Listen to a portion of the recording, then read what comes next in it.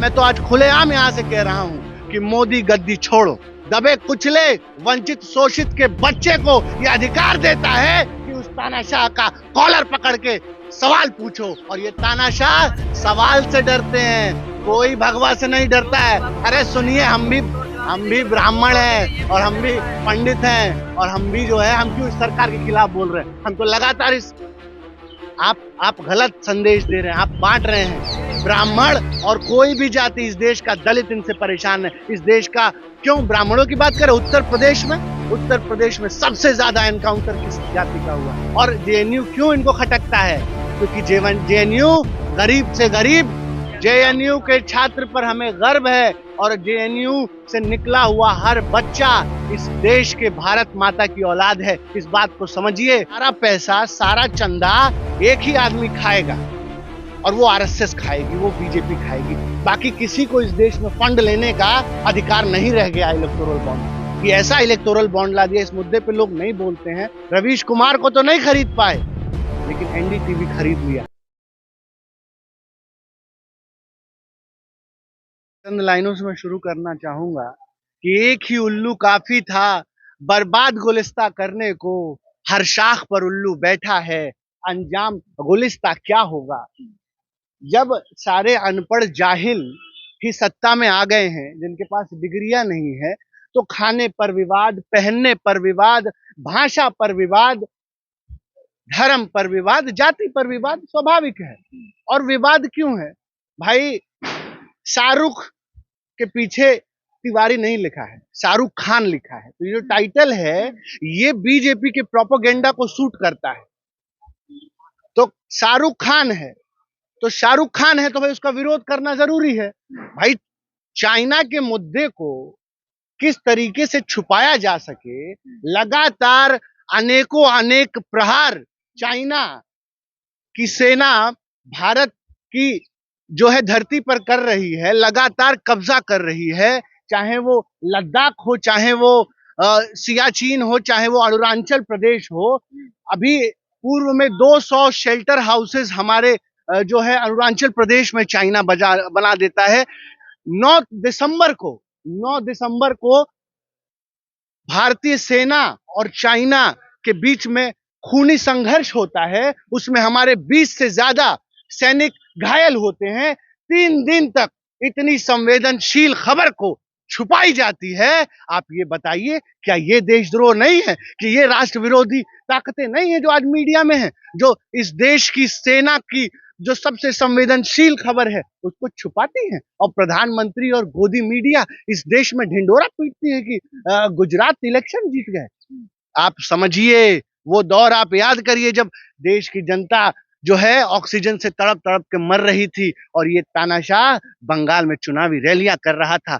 गंगा में लाशें तैर रही थी और ये चुनावी रैलियां कर रहा था। मैं बार बार आपसे कह रहा हूं कि अंग्रेज तो कहते थे कि फूट डालो राज करो, ये कहते हैं आग लगाओ राज करो। और मुझे कोई वो नहीं है। आज तो एक संकीर्ण राजनीति इस देश में शुरू हुई है कि इस देश के साहित्य को, सिनेमा को, इस देश की जो भी बुद्धिजीवी वर्ग है उसको बर्बाद कर दो, बाइकआउट कर दो। मैं पूछना चाहता हूं, स्मृति ईरानी पेंजेंट के उस शो में, फेमिना इंडिया के शो में भगवा रंग पहन करके जो है वो चल रही थी, तब किसी का खून नहीं खोल रहा है, तब वो भगवा रंग नहीं दिख रहा है आपको।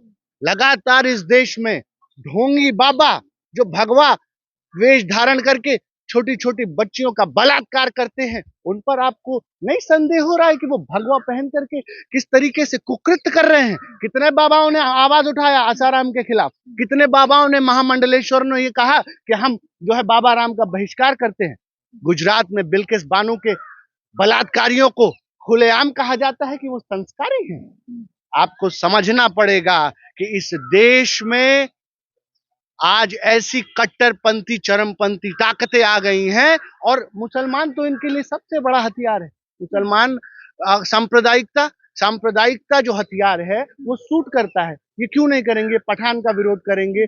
जिस भी नाम के पीछे मुसलमान होगा, इस देश की सबसे बड़ी समस्या आज बेरोजगारी नहीं है, महंगाई नहीं है, चाइना नहीं है, बढ़ती हुई जो है भुखमरी नहीं है। आज इस देश की सबसे बड़ी समस्या इस देश का मुसलमान है, क्योंकि मुसलमान के खिलाफ ये प्रोपोगेंडा करते हैं, भड़काते हैं, आग लगाते हैं और इस जनता को बांटते हैं। ये जो सांप्रदायिकता का जहर घोल रहे हैं, ये इनकी विचारधारा को सूट करता है और ये लगातार करेंगे। ये तब तक करेंगे कि जब तक कि हिंदुस्तान बर्बाद ना हो जाए, खोखला ना हो जाए। जी, हिंदुस्तान बोल रहे हैं लेकिन भारत देश बोला जाता है, भारत बोला जाता है, हिंदुस्तान को तो नकारते हैं नहीं कि नहीं हिंदुस्तान नहीं बोलना चाहिए। हाँ, क्यों? आप हिंदुस्तान मैं बोल रहे हैं। मेरा मेरा मैं इस बाबा साहेब के दिए हुए संवैधानिक देश में रहता हूँ। मैं इस देश को इंडिया कहूँ, हिंदुस्तान कहूँ, मादरे वतन कहूँ, भारत कहूँ, ये मेरा निर्णय होना चाहिए। ये कोई संघ के बैठे हुए कार्यालय से हमें नहीं बताएगा कि हमारे जो है राष्ट्रवाद क्या होता है।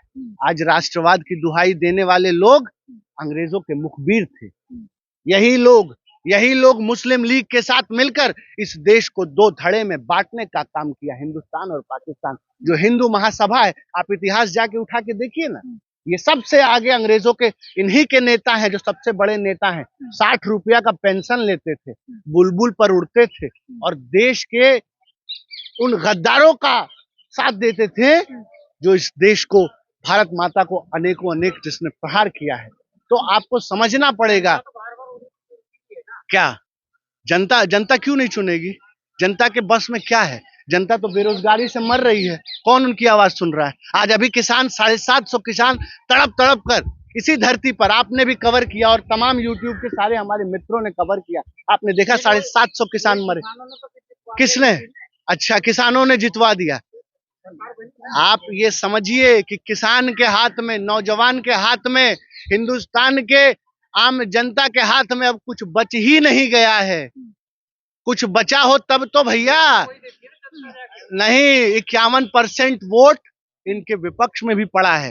ये विपक्षी पार्टियां जो हैं, अगर आप देखेंगे तो 41% वोट पाकर उत्तर प्रदेश में बीजेपी ने सरकार बनाया है और 51% वोट पा करके सपा, कांग्रेस और तमाम विपक्षी पार्टी बाहर हो गई हैं। तो ये मत कहिए कि इनके खिलाफ वोट नहीं हो रहा है। हिमाचल प्रदेश में वोट हो रहा है इनके खिलाफ, हिमाचल प्रदेश में इनकी सरकार गई, बंगाल में इनकी सरकार गई, बिहार में इनकी सरकार गई। आप ये मत कहिए कि बदलाव नहीं है। मैं कहना चाहूंगा, सुनिए, धीरे धीरे रे मना, धीरे सब कुछ होए, माली सींचे 100 घड़ा और ऋतु आए। जब इनका समय आ जाएगा तो इनको उखड़ने से कोई बचा नहीं सकता। कि मोरबी में जहां 60,000 वोट से जीतता है एक विधायक और वहां पे 125 लोगों की जान चली जाती है, वहां से भी अगर विधायक जीत के चला आता है तो आप समझ सकते हैं कि किस तरीके का जो है लोकतांत्रिक ढांचा वहां इस्तेमाल किया गया होगा। जो बिल्किस बानो के बलात्कारियों को संस्कारी ब्राह्मण बताता है, वो व्यक्ति जो है रिकॉर्ड वोट से जीत कर चला आता है। आप समझ सकते हैं कि लोकतंत्र की दुहाई क्या है। और ये जो बी टीम है, आरएसएस के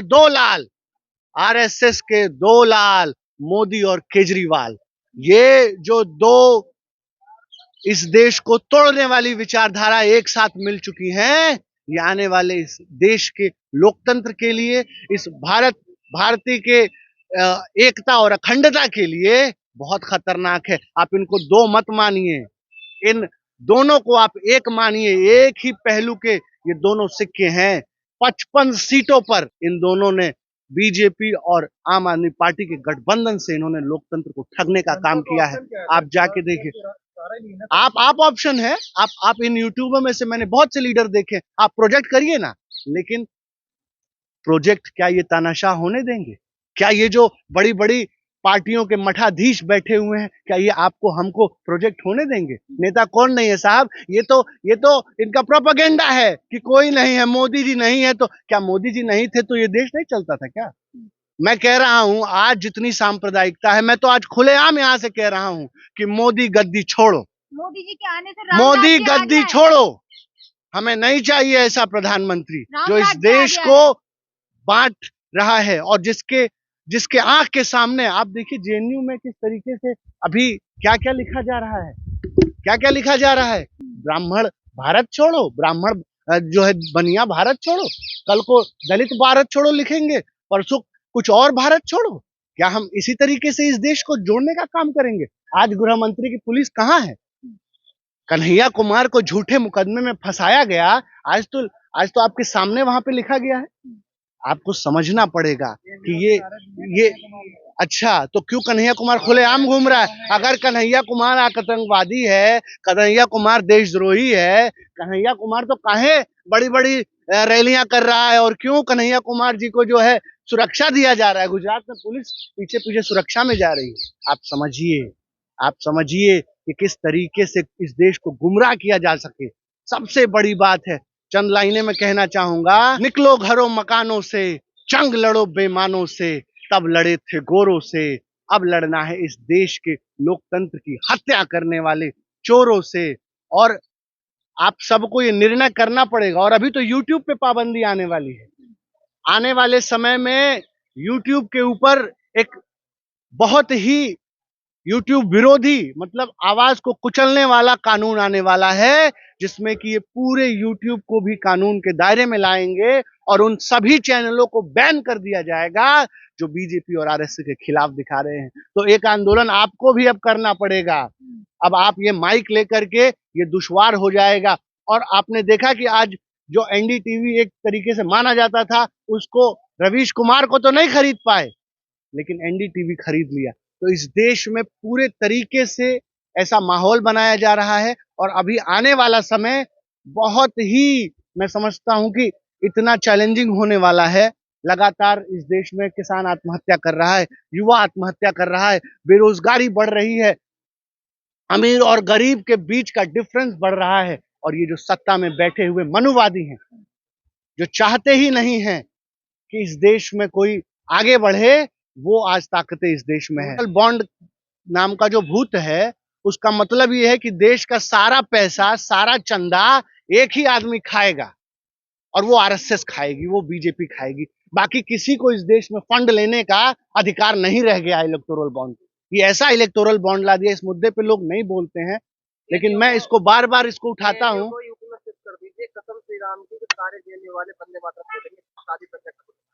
अच्छा, साध्वी प्रज्ञा ठाकुर ने तो वही, अच्छा, तो इनके जो वित्त मंत्री हैं वो भी तो जेएनयू से हैं। जेएनयू से अभिजीत बैनर्जी हैं। जेएनयू से तो बहुत बड़े बड़े लोगों ने जो है इस देश का नाम रोशन किया है। और जेएनयू को तोड़ोगे? हा?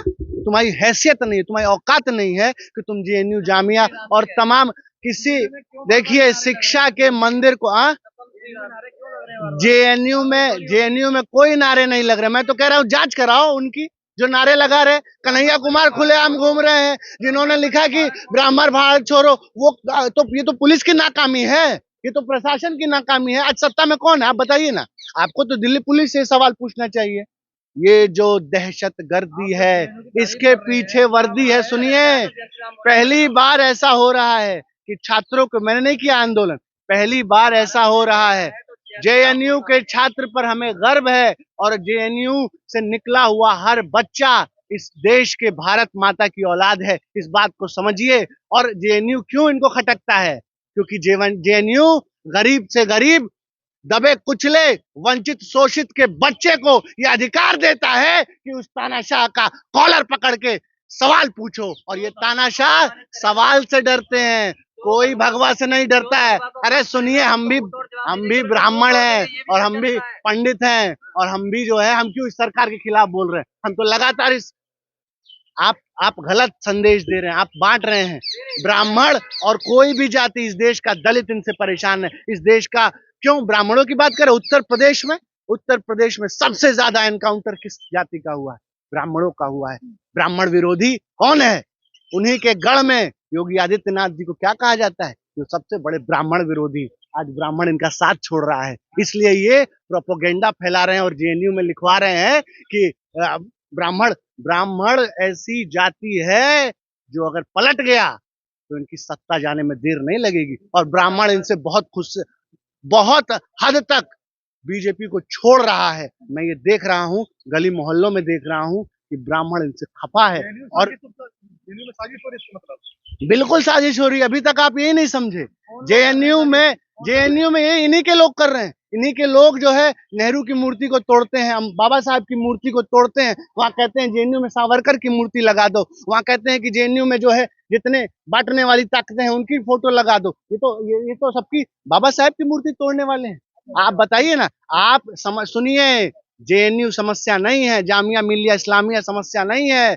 समस्या इनके लिए वो लोग हैं जो इनसे प्रश्न पूछते हैं, जो इनको नंगा कर देते हैं, जो जो इनको इनकी विचारधारा को जानते हैं। और हिंदू मुस्लिम सिख ईसाई भाई भाई हैं, इसका संदेश जेएनयू और इस देश की तमाम यूनिवर्सिटी। आज इलाहाबाद सुनिए, आप भागिए मत, सुनिए मेरी बात। आपने जब छेड़ दिया है, इलाहाबाद में 400% फीस वृद्धि कर दी, किसका बेटा पढ़ता है वहां? अंबानी अडानी का बेटा पढ़ता है वहां, गांव से आए हुए। अरे साहब, भारत के गांव से आए हुए बच्चे वहां पढ़ते हैं। जब एक बच्चा अपने घर से चावल का बोरा लेकर के सुदूर किसी गांव से चलते हुए, पगडंडियों पे चलते हुए, चमचमाते किसी शहर के बड़े यूनिवर्सिटी के दरवाजे पर खड़ा होता है, तो वो इस आशा से खड़ा होता है कि 400 रुपया में मैं यहाँ से ग्रेजुएट हो जाऊंगा और इस देश का नाम रोशन करूंगा। जब उसी यूनिवर्सिटी का फीस 400 रुपया से 4000 बढ़ा दिया जाता है, तो उस दिन उस देश के युवा के सपनों की हत्या हो जाती है। और एक बात समझ लीजिए कि किसी भी चीज का मरना ठीक है, लेकिन सपनों के मरने का मतलब इस देश के भविष्य को का मरना है। और ये जो तानाशाह हैं, ये चाहते हैं कि कोई इनसे सवाल ना पूछे, ये तानाशाही खुलेआम करें। और आप देखेंगे इस देश में लगातार नफरत फैलाई जा रही है। और कब तक बांटोगे, कब तक बांटोगे? कहते हैं कि जब जुल्म बढ़ता है तो खत्म हो जाता है। और चंद लाइनें मैं कहूंगा, उसी से अंत करूंगा कि उसकी ख्वाहिशों की तो कोई इम्तिहान ही न थी।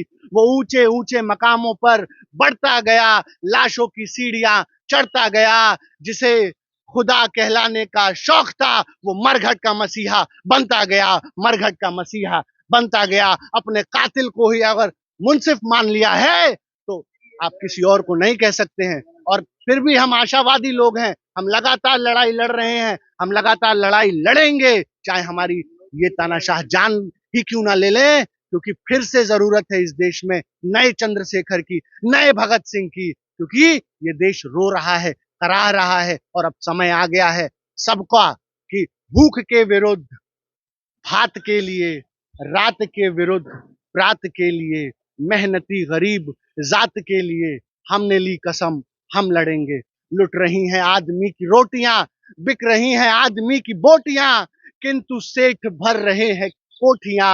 लूट का ये राज हो खत्म, क्रांति के लिए जले मशाल, क्रांति के लिए उठे कदम। धन्यवाद। जय हिंद, जय भारत।